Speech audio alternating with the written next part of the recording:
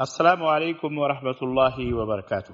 پیارے بھائیوں اور پیاری بہنوں، آپ کی خدمت میں ایک ایسی دعا لے کر کے حاضر ہوا ہوں جو دعا جنت میں لے جانے والی ہوتی ہے اور جسے سید الاستغفار بھی کہا جاتا ہے۔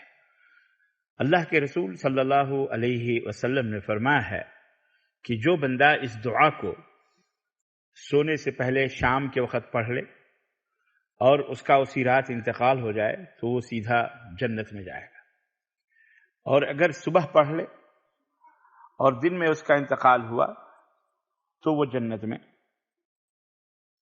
چلا جائے گا۔ آئیے دیکھتے ہیں کہ وہ مبارک اور بابرکت دعا جو جنت میں لے جانے والی ہے، پڑھنے کے بعد جو آدمی پڑھے وہ کیا ہے۔ یہ روایت صحیح بخاری کے اندر یہ حدیث رسول اللہ صلی اللہ علیہ وسلم کی وارد ہوئی ہے۔ اسے سید الاستغفار بھی کہتے ہیں۔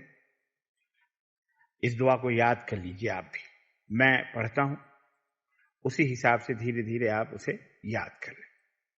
اللہم انت ربی لا الہ الا انت خلقتنی وانا عبدک وأنا على عهدك ووعدك ما استطعت أعوذ بك من شر ما صنعت أبوء لك بنعمتك علي وأبوء بذنبي فاغفر لي فإنه لا يغفر الذنوب إلا أنت۔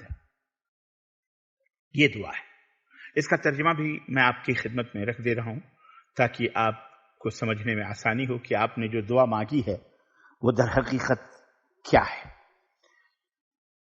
اس دعا کا ترجمہ یہ ہے کہ اے اللہ، تو ہی میرا رب ہے، تیرے سوا کوئی معبود نہیں، تو نے مجھے پیدا فرمایا اور میں تیرا بندہ ہوں، اور میں اپنی طاقت کے مطابق تیرے عہد اور وعدے پر قائم ہوں۔ میں تجھ سے اس چیز کے شر سے پناہ مانگتا ہوں جس کا میں نے ارتکاب کیا۔ میں تیرے سامنے تیرے انعام کا اقرار کرتا ہوں جو مجھ پر ہوا، اور میں اپنے گناہوں کا اقرار کرتا ہوں، لہذا تو مجھے معاف فرما دے۔ حقیقت یہ ہے کہ تیرے سوا کوئی گناہوں کو معاف نہیں کر سکتا۔